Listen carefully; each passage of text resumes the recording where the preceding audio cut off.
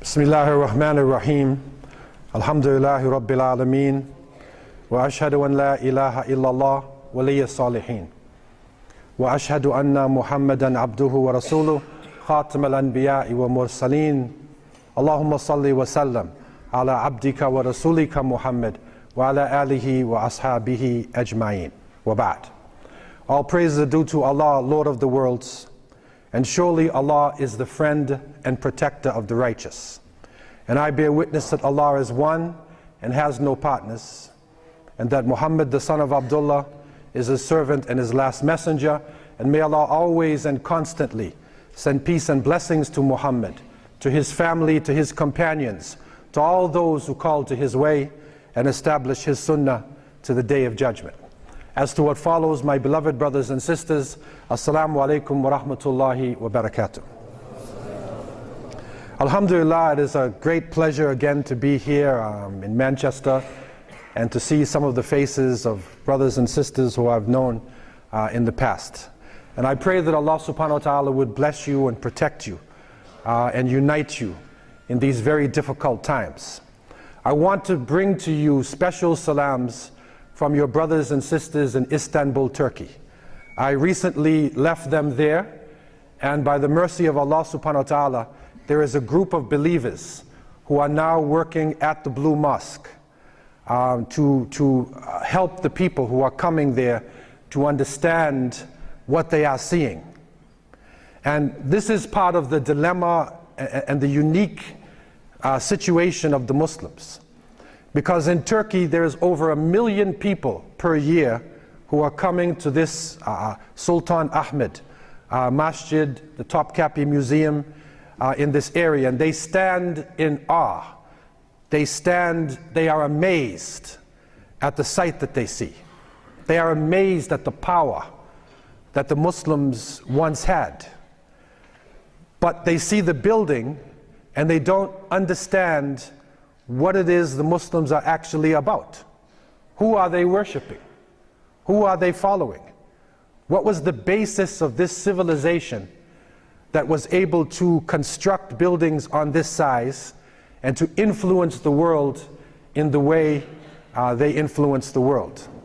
And so this group of believers has begun to take the people out of their confusion and to, in a very indirect way, in a soft way, to show them or to help them to understand what is in back of this mighty structure that they see there in Istanbul, Turkey.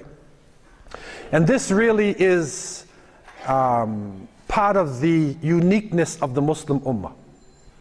Because at this point in time, when we look at our past, we see that we have a history of respect, a history of power, a history of progress, that it is through our scholars who were inspired by the last Prophet Muhammad ﷺ, Muslims were able to take the knowledge of the ancient ones, the ancient Egyptians, the ancient Babylonians, Chinese, Greeks, Romans, take the knowledge of the old world and bring it into a practical form using Tawheed in order that people could use it in the modern age.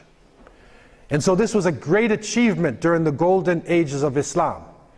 It wasn't the dark ages, as many scholars would like to tell us.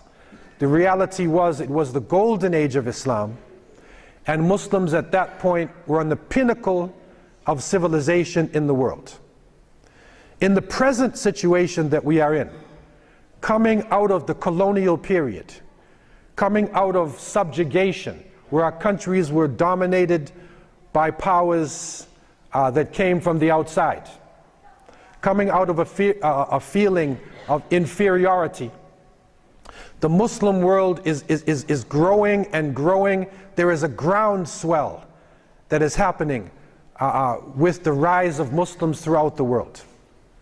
Alhamdulillah, in Canada, where I'm living now today, we established a masjid in the North Pole. And so you go to the highest reaches of Canada, to the highest part of the earth, Alhamdulillah, we took a masjid and carried it up there, and we established it. And so 5 salats are being done in the North Pole. In Australia, recently I met a chief of an Aboriginal clan in Melbourne, Australia, and his people are coming into Islam in large numbers. And so Islam is spreading to people in the far distant peripheries of the world. And our numbers are rising and rising in a phenomenal rate. In Toronto, where I'm living, Muslims now are officially 10% of the population. 10% of Toronto are Muslims. So we have large numbers. We also have some of the richest people on the face of the planet Earth. They take a census of rich people and they tell you, these are the top 10, these are the top 20. Some of our leaders, you can't even put him in the census because he doesn't have a bank account. His money is the gross national product of the country itself. So you can't even compare our leaders to Bill Gates and people like this, because they don't even have bank accounts. They don't even need to have a bank account. And so the wealth that we have is mind-boggling. It is out of control. We also have large armies. We have intellectuals. We are sitting in strategic positions all throughout the planet. We have knowledge. The great scholars in the past would have to travel hundreds of kilometers, in some cases, to get one hadith. And now we can take the authentic books, we have them, we put them all on a chip, put it in our pocket. We are carrying hundreds and thousands of traditions with us. So it's not about knowledge. It is not about numbers. It is not about our potential. But there is something that is happening that I want to share with you, the thoughts that we are having as people who have embraced Islam, as young people who are growing up and looking at the Muslim Ummah. With this great potential, there is a contradiction. With the great wealth, there is also poverty. Some of the poorest countries in the world are Muslim countries. And I lived with Muslims in the Sahara Desert, in the Sahara al-Kubra, where they barely had enough to break their fast. It's the same ummah, the same kalima, but some have an obscene amount of wealth and others hardly have enough to survive. And so this is a fitna, this is a test. And the Prophet ﷺ is reported to have said, Inna likulli umma fitna wa fitnatu ummati al-mal. Every nation has a trial and test, and the trial and test of this nation is wealth. We have too much or we have too little. We're on extremes, so it's a contradiction. Our armies are there, but they are not coming to liberate the oppressed. Our wealth is not feeding the poor.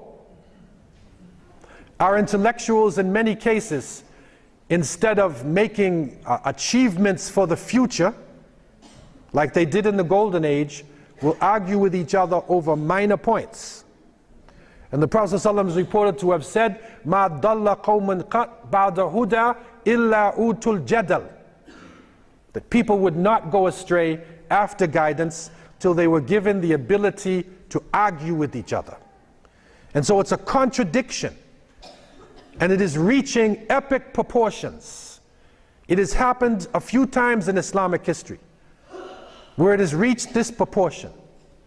It is said in the 13th century of the Common Era that the Muslims were divided into nation states, that the Khalifa was a symbolic leader, that the great scholars like Ibn al-Athir, in his history book, he reports that during that year there was no Hajj group that went from Baghdad to Mecca.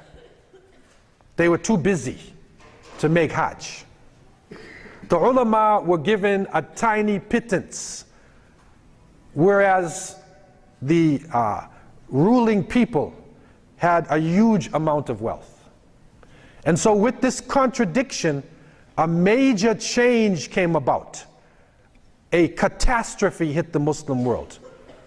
When the Mongols sent their emissaries into the Muslim world, they were disgraced by the Muslims. Their beards were shaven and they were sent back, and their leader stood under his god, and he said, there's only one sun in the sky and there's only one Khan on this earth.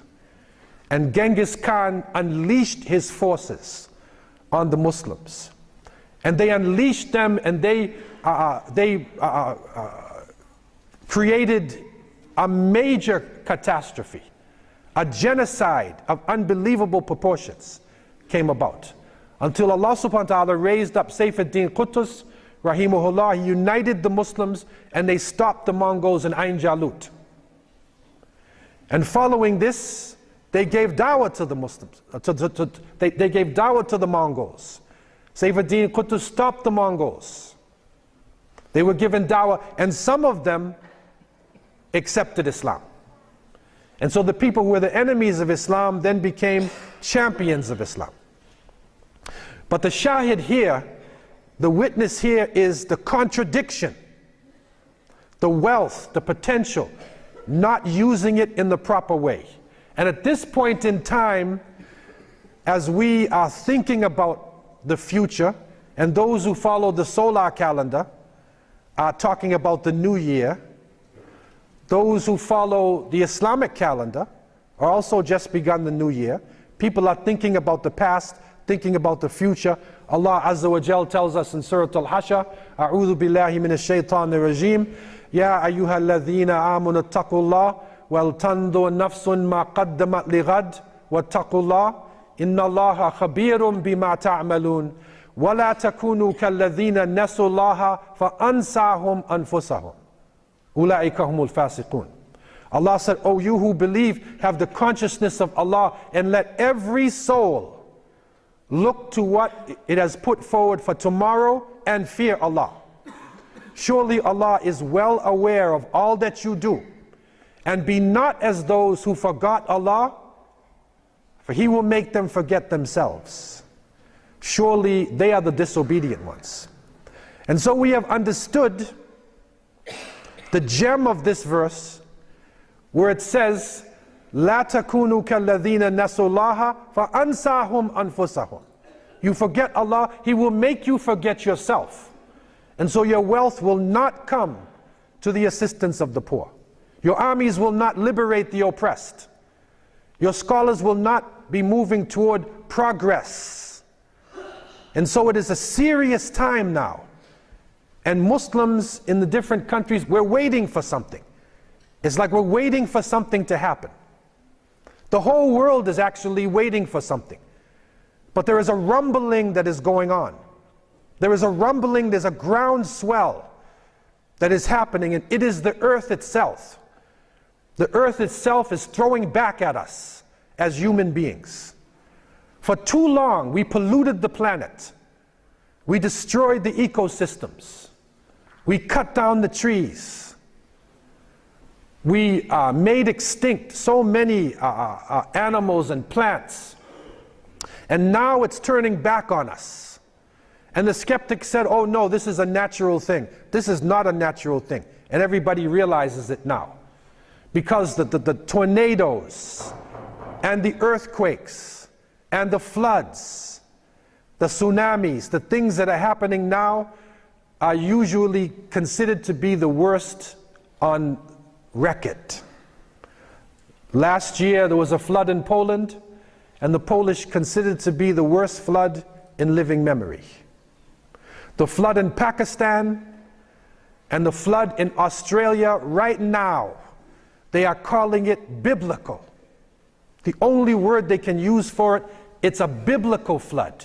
It reminds them of Noah alayhi salam, a moving tsunami. Right now, Australia, there's a section of Australia the size of France and Germany is going underwater. It's happening all over the planet. And if you study nature closely, you see some strange things. In Canada, to the north of Canada, the polar bears that normally move across the ice to their feeding grounds, they can't reach their grounds because the ice is melted. There are insects in Canada. Instead of fleeing south, the insects are going north. The insects are going north. And the animals and insects, they know something that we don't know. And it is said at the time of the tsunami, when the tsunami hit Southeast Asia, that there was a quietness in the ocean, and the animals started to go to high ground because they knew something was coming. And so the insects in Canada are going north to a place where they never went before. So there are some strange things that are happening. And we were told about this. This came to us in our book. In Surah Al-Rum, verse 41, Allah Azza wa Jalla has told us, أعوذ بالله من الشيطان الرجيم ظهر الفساد في البر والبحر بما كسبت أيدي الناس ليذيقهم بعض الذي عملوا لعلهم يرجعون. Corruption has appeared on the land and the sea because of what man's hands have done. And we will make them taste something of what they have earned in order that they would return to the path. And so, Sadaqallahu al-Azim, it has come to pass. We are tasting it. And it is interesting that the companions of the Prophet ﷺ, they talked about this verse. What is fasad fil bar? What is fasad fil baha? They discussed because of the sins of Bani Adam, that there would be a decrease in vegetation, that animal life would be destroyed, that fish would be destroyed in the ocean. From back 1400 years ago, they were discussing the issues that are hitting us right now, but people don't learn. And they had a big conference in Copenhagen. They had another one in Cancun, Mexico recently. But the one in Copenhagen, that was the one that was supposed to solve the problem. And so they said it's not Copenhagen, it's Hopenhagen. There's hope for the future. But when they really discussed the issue and they said one of the basic problems is the inequality between the rich and the poor, that there is a tiny minority of people who are controlling the wealth of the planet, that is the real problem. Then everything froze. And Hopenhagen became Nopenhagen. No compromise. In Cancun, the major countries, no compromise. And so we are left at the doorstep of an apocalypse. What we will be seeing in the next few years, and Allah knows best, is cataclysmic changes. It's going to change the relationship of people forever. Our nation states will change. Our economies are going to change. And so Muslims, we have a very serious role in this. Because we are the ones who are carrying the last testament. We are the ones who are carrying the message of the last and greatest of the Anbiya. We have gems of wisdom in our hands.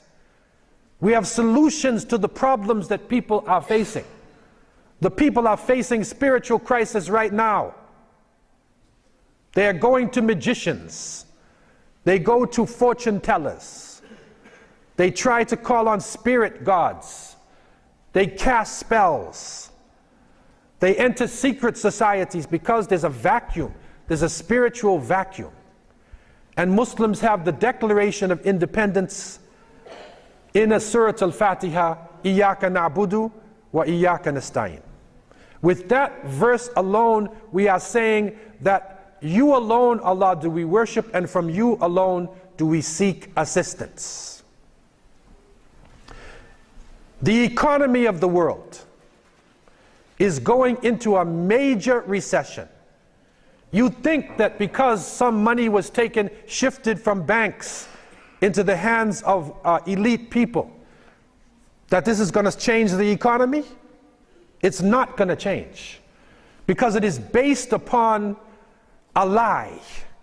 The promissory notes that we have been given do not equal the gold and silver in the banks. People are not trading based upon reality.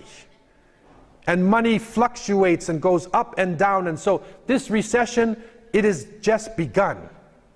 We have the answer to this. We are holding in our hands an interest-free system, a system that could solve the economic crisis of the world. Racism is on the rise. People are being polarized. People are hating each other just because of the color of the skin, or because of their tribe, or because of their nation, and sometimes because of their passport. We have the answer to this. If we practice Islam and stay away from tribalism or stay away from nationalism, we have the solution in our hands to break down racism, that we would know each other as tribes and nations, we would love each other, and we would get to know each other. لِتَعَارَفُوا. We have the answer to this. We have the answer to the lifestyle people are living. A recent study was done in Canada, and they found out that alcohol is more dangerous to a human being than heroin and cocaine. This is a serious study. They found that alcohol is really drugs in liquid form. They used to call heroin and cocaine hard drugs. This is the dangerous one. But you drink alcohol, you just take a little tip, take a nip. Just enjoy yourself. Now they have come to the conclusion that alcohol not only ruins your body, your liver, your nervous system, it also ruins your family, it causes abuse, it causes accidents on the highway, it destroys everything around it.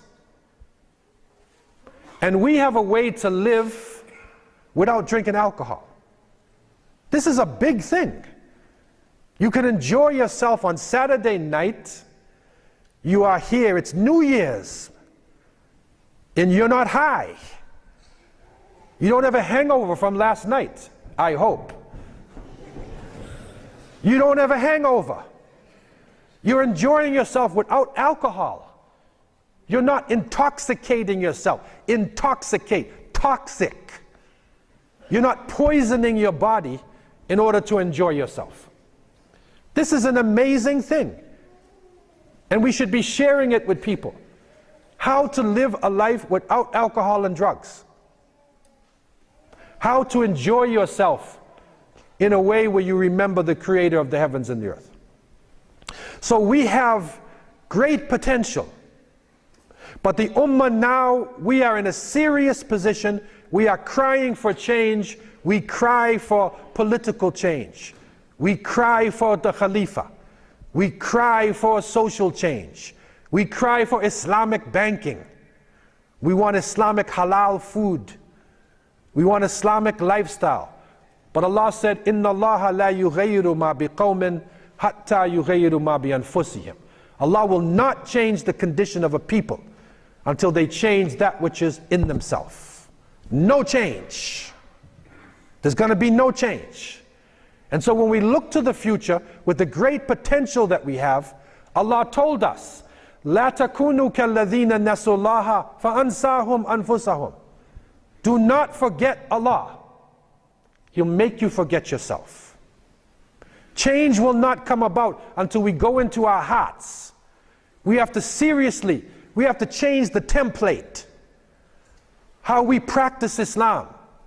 What is the purpose of the masjid? What is our mission as Muslims? We have to change this before it is too late.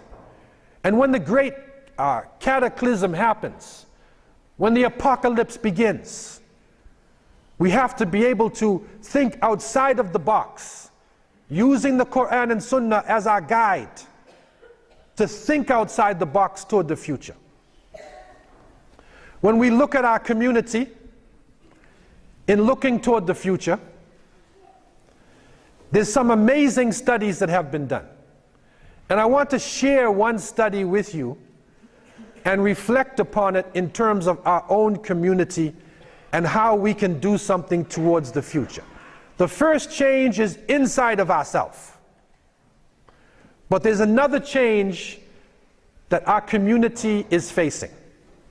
A recent study was done by the United Nations, and normally politically they don't favor Muslims, but they have an outreach.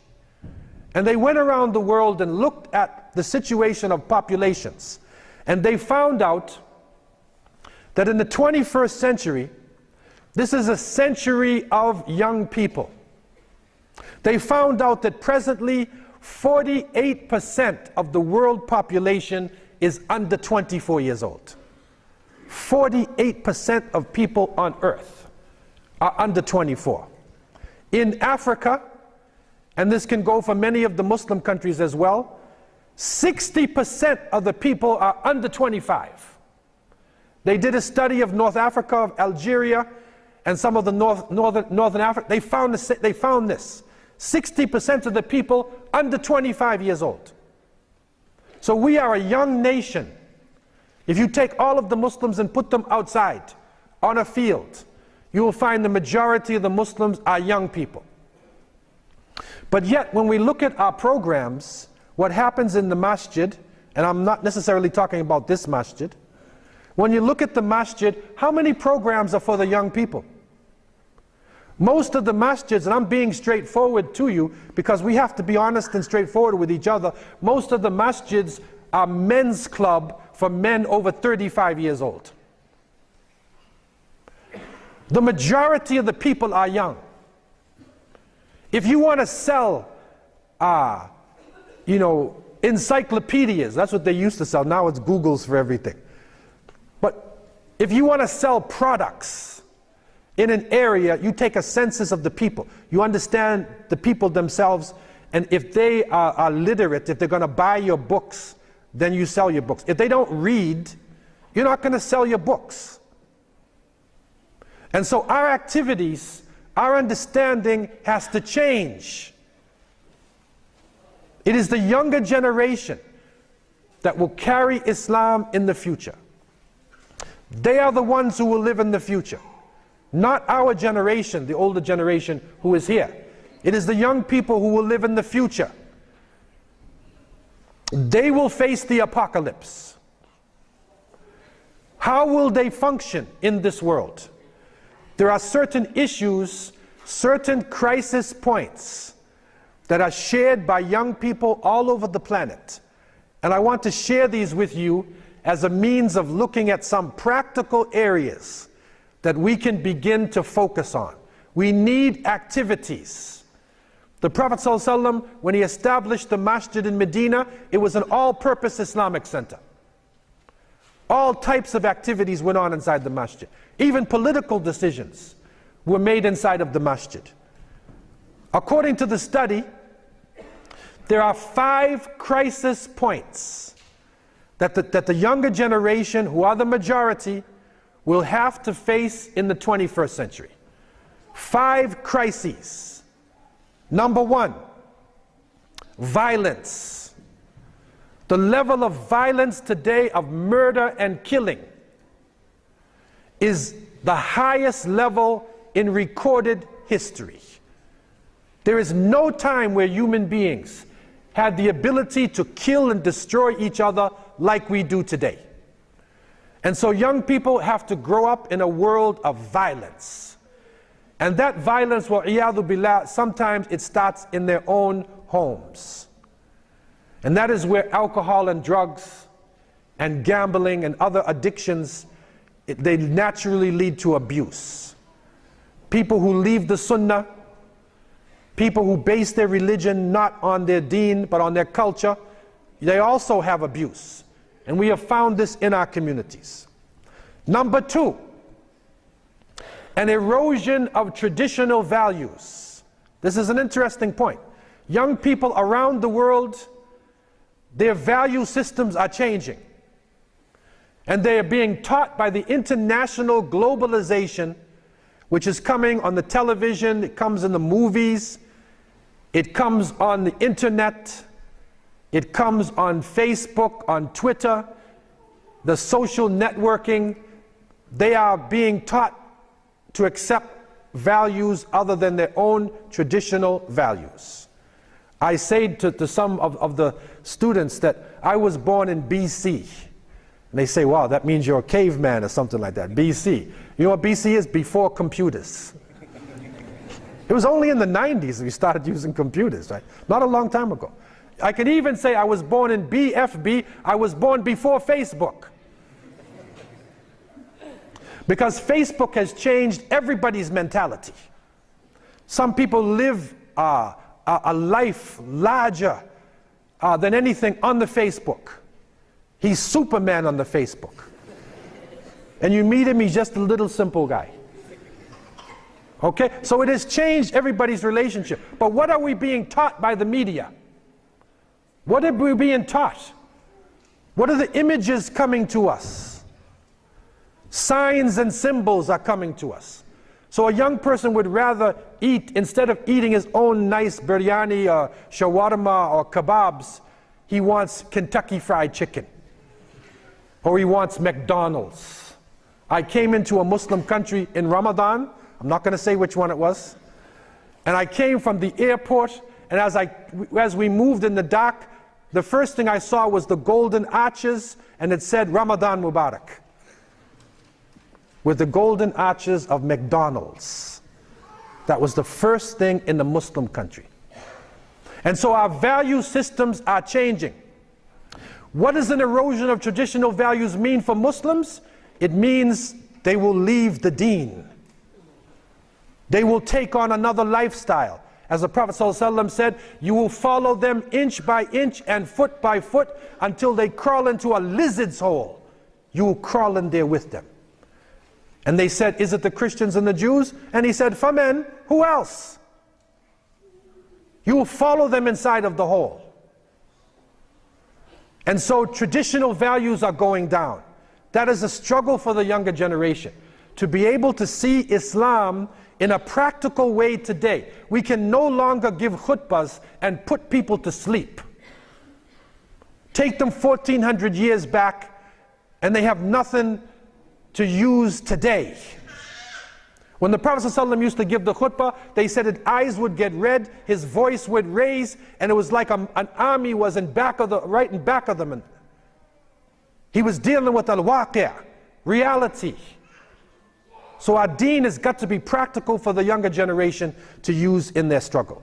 Number 3 of the crisis points facing the 21st century, it's poverty. It's poverty. People are starving. People are suffering. I lived in Southern Africa for 10 years.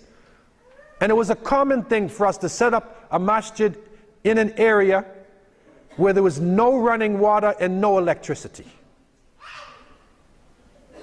And you go into some areas and you will not believe it. People are still accepting Islam.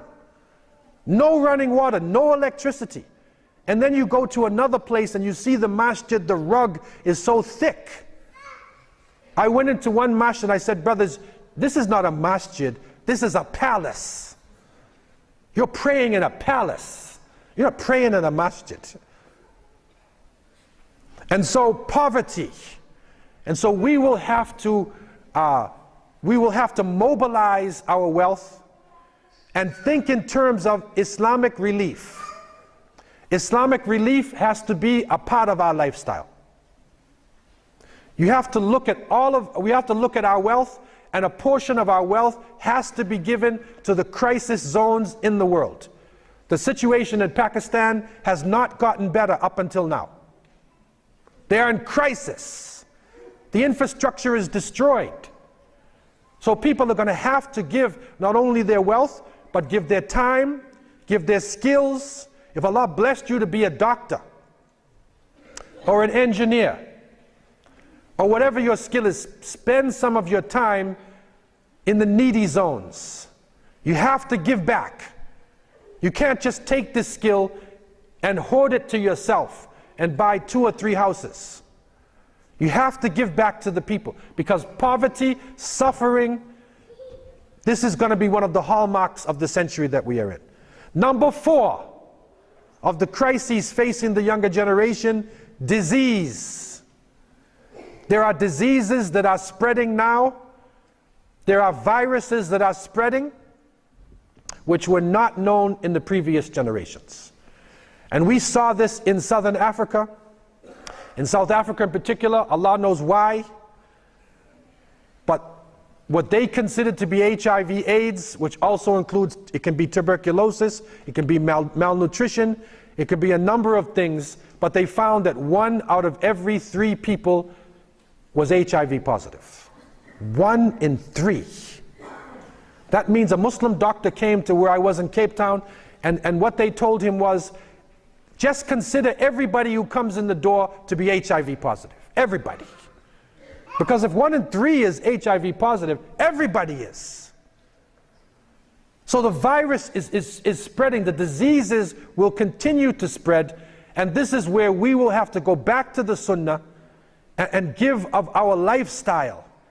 Our lifestyle will protect people. You will see in the Muslim countries, we saw it in Southern Africa, and as you go to the Muslim countries, the more Islam is practiced, the lesser the percentage of HIV. It goes down the more you practice Islam. Number 5, drugs. Illegal drugs. This is a crisis of the younger generation. And these drugs are spreading rapidly. And we cannot bury our heads in the sand anymore. The drugs are around us.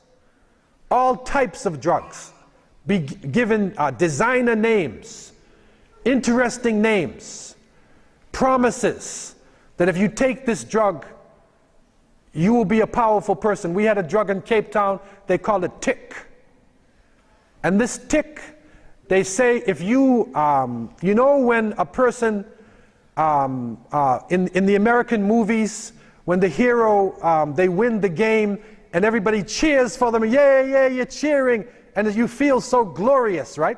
You know, the Olympics, he got the gold medal, and he's crying, and he feels so happy. Multiply that times 10.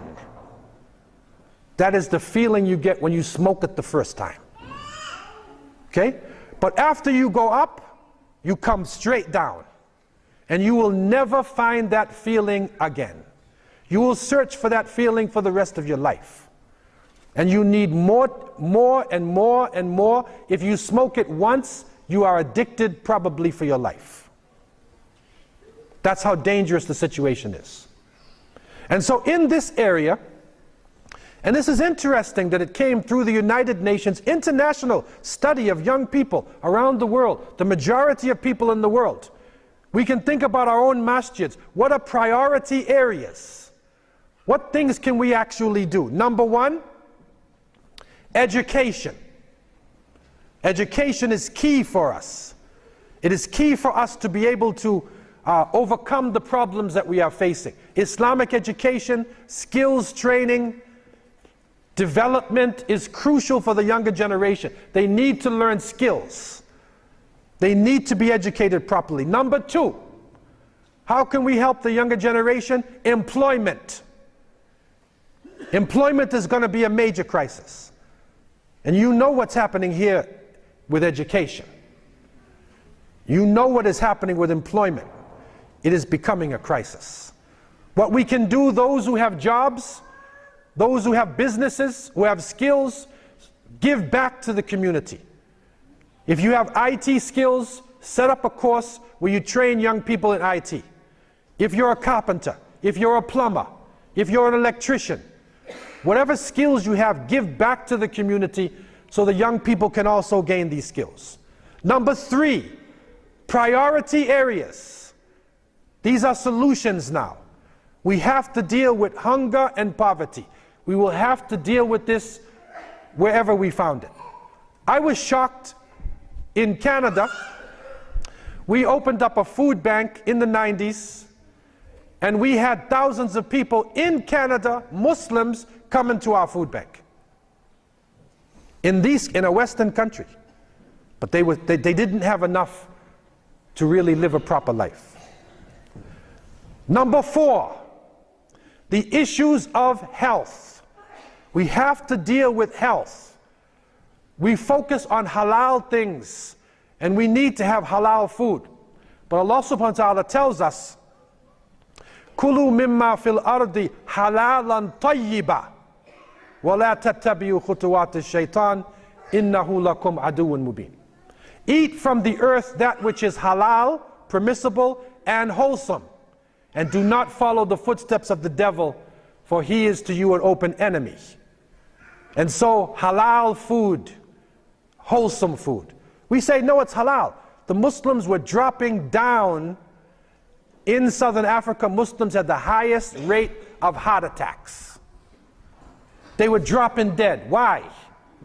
Because when you eat the food, it's halal, but it is so greasy that your hand is covered with grease. And after he finishes eating the greasy food, he says, I want Coca-Cola Classic. I want Coke. So he eats the grease and then he drinks the Coke. It's like cement. It's like you made cement inside of your arteries. And so the Muslims were literally dropping down from heart attacks. So we will have to look upon wholesome eating, wholesome lifestyles to give to the younger generation. Number 5, we will have to focus on the environment. We need to hold hands with people of other faiths and conscious people who are struggling to deal with the environmental crisis of this world. We should be leading the world in greening deserts, in dealing with pollution. We should be leading this. The verse is saying, we will make them taste something of what they have earned in order that they would return to the path. And so the whole issue is to return to the path. So the environmental issue is another focus area that our communities need to get into. Number 6, drug abuse. We will have to be able to deal with people accepting Islam, or amongst our younger generation or older generation who have a drug habit. We buried our heads in the ground for a long time. But if somebody has a drug habit, it has to be dealt with.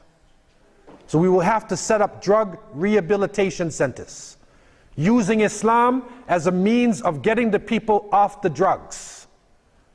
It is a really important thing, and that is a great blessing, or it is a great benefit that we can give to society for the future. If we have centers where people can come off the drugs, and the spirituality is Tawheed, because they need spirituality, and who has the best spirituality but those who have kalima la ilaha illallah Muhammadur Rasulullah sallallahu alaihi wasallam. Number 7,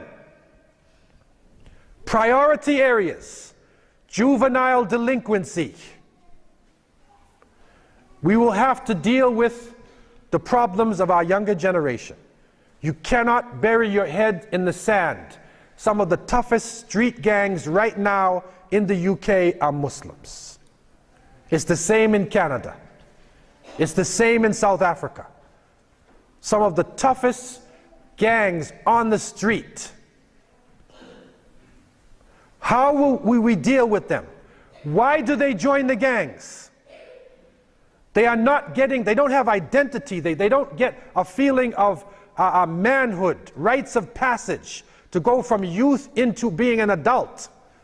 In our Muslim country, there was a way for a young man or a young woman to become an adult. If we don't have this, they get it in the streets.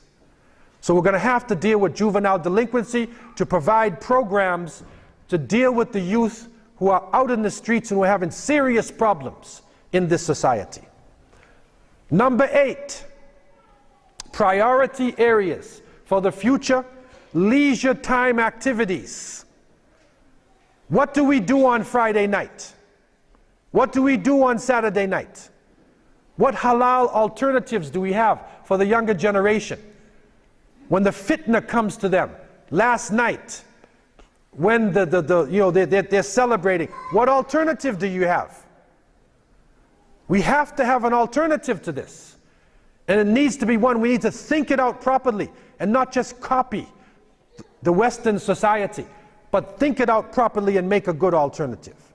Number 9, priority areas. This is interesting. This is an international problem. It is girls and young women. It's a priority area. They will have to be dealt with. And that does not mean that we will have the sisters in the conference and you have the brothers studying fiqh and aqidah and tawheed, and you have the sisters studying Islamic cooking. What is the new designer samosa? That cannot happen anymore. Because some of the great scholars of Islam, you will see the great imams talking about in their isnad, there are women. And the sisters right now, in groups like Al-Maghrib Institute, Al-Kawthar, and some of the new institutes coming up, the sisters are the dominant force in education. It's happening all over the place. So there needs to be a priority where they can gain an Islamic education and also be involved in the leadership of the community. Number 10, the full and effective participation of young people in leadership. Young people can no longer be put on the side. They need to be in the shura. When decisions are made for the future, you need to have a young person sitting there. Why do you think the Prophet ﷺ had the 5 Abdullah ibn Abbas, ibn Umar, ibn Amr ibn al-As, ibn al-Zubair? Why did he have the Abdullahs? They were young people. Ali ibn Abi Talib, Usama ibn Zayd, radiallahu anhu. They were young people. And they were sitting with the Prophet, peace be upon him, sitting with the companions. So when it was time for leadership, they were able to take it over. In order to do this, Islamically, we need to change the template, change our thinking in Islam. And I want to humbly put forward a few suggestions. Number 1, we need an increase in taqwa. We need an increase in taqwa. It needs to be a real consciousness of Allah subhanahu wa ta'ala. Al-khawf wal-raja. That we really fear Allah Azza wa Jal, hoping in the mercy of Allah. And this taqwa is a wiqaya, it is a shield. It will protect us in the masjid and outside of the masjid. Number 2, proper knowledge of Islam. We will have to seek our knowledge of Islam from authentic sources. We can no longer take Islam from culture. Oh, that is what my father did. That is what my mother did. We have to take our deen from authentic sources. And everybody needs to spend some time studying classical Arabic, Fusha. You have to learn Arabic. It doesn't mean you master it, but the more you learn is the closer you come to the wahi.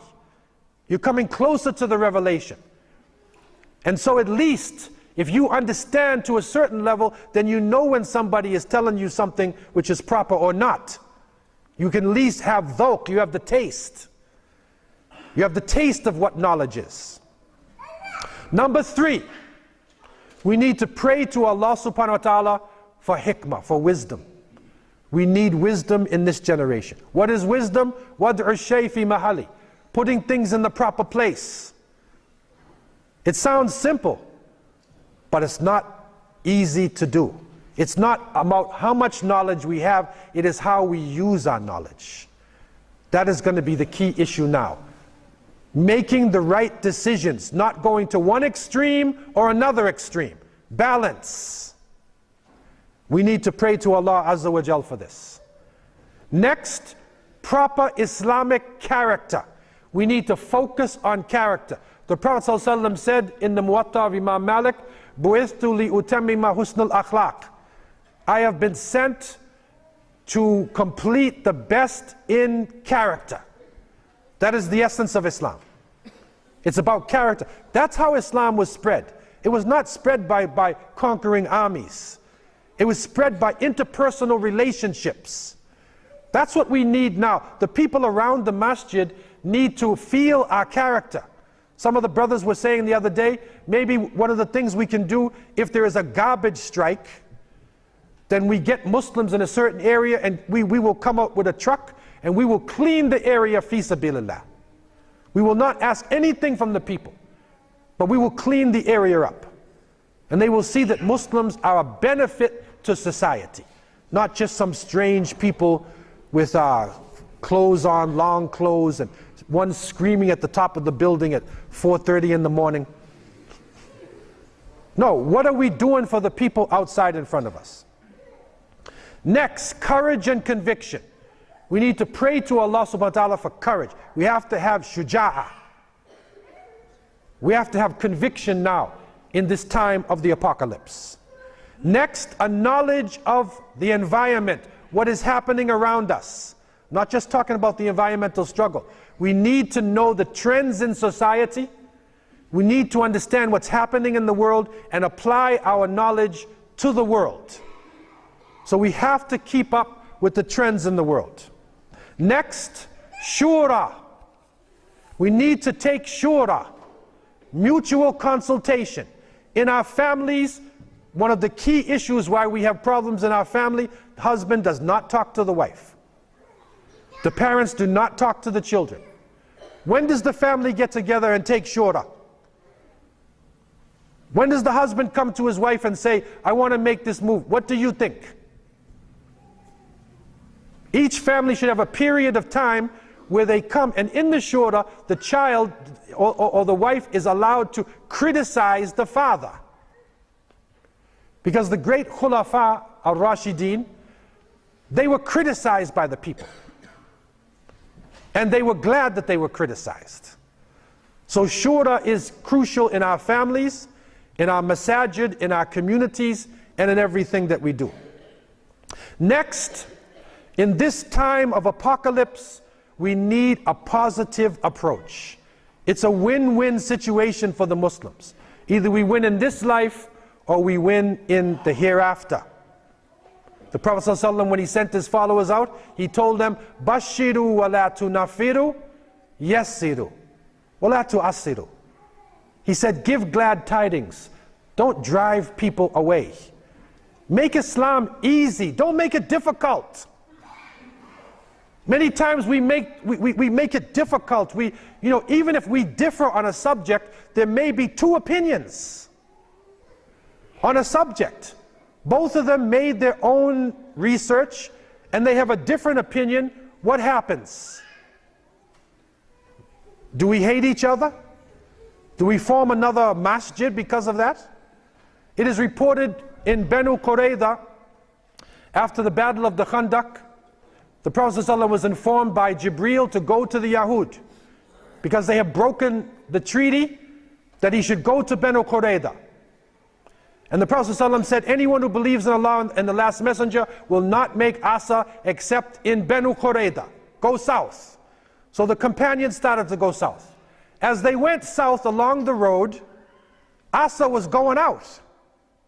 Remember, the Prophet said, make sure you do your Asa in Banu Qurayza. But now Asa was going out. So do you make your Salatul Asa or not?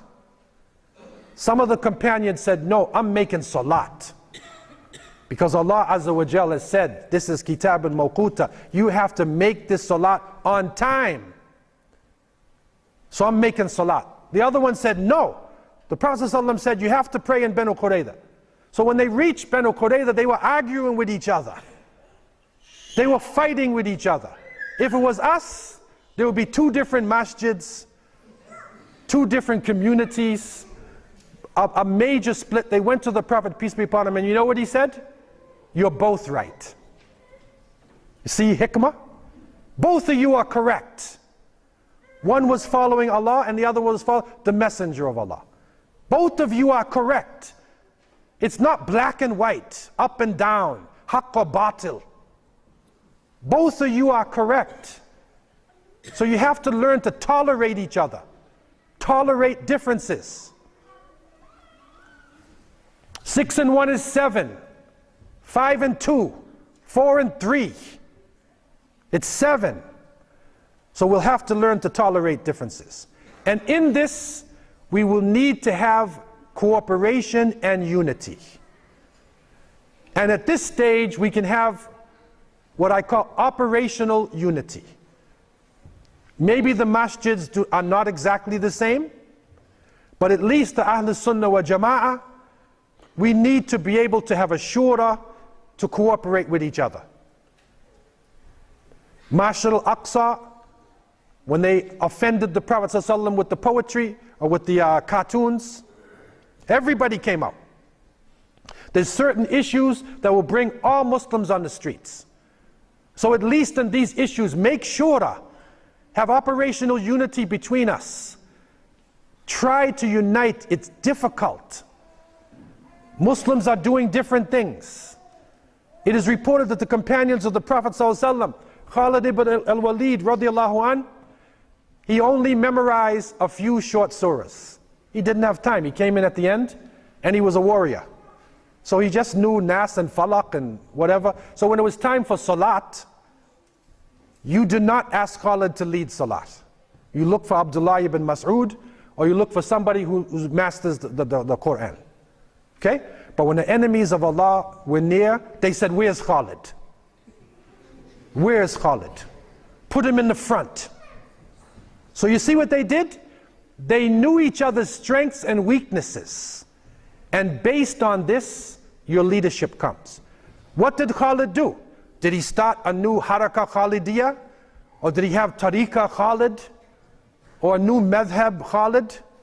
No, he was just one of the believers. He just has a different quality, a different skill. But at the end of the day, he stands shoulder to shoulder with the other believers. And so we have to work towards unity. There are some things that you might not like about somebody else. You might not like it. But 98% of that person may be the same as you. 2% is different. But if you think about the 2%, you're not dealing with the person who is basically the same as you. And finally, we need outreach. We will need to take this message out to the people in society. And dawah today is not a debate between one scholar and another scholar. It's not Muslim versus Christian. Dawah today is making solutions, Islamic solutions to real problems. The problem of drugs, the problem of homelessness, the problem of racism, the problem of disease, the problem of the economy. We have so much to give to society. We have so much to bring forward. But when you do this, you're going to be strange. You are going to be strange. You're going to feel strange. The people are taking off their clothes and you're putting it on. The people are drinking alcohol and taking drugs and you're drinking tea. The people are partying and running around and they think they're happy and you're not involved. So you feel strange. You don't eat pork. You don't commit adultery and fornication. You feel strange. The Prophet ﷺ said, "Inna al-Islam bada'a ghariban wa sayaudu ghariban fatuba lil-ghuraba." Islam began strange and it will return to being strange, so glad tidings to the strangers. So they asked him, who are the strangers? And he told them, "Alladhina yuslihuna inda fasad an-nas." It is the people who repair things. They repair themselves. They repair society when the people have become corrupted. Sadaqa Rasulullah, we are entering an apocalypse. And the society is corrupted.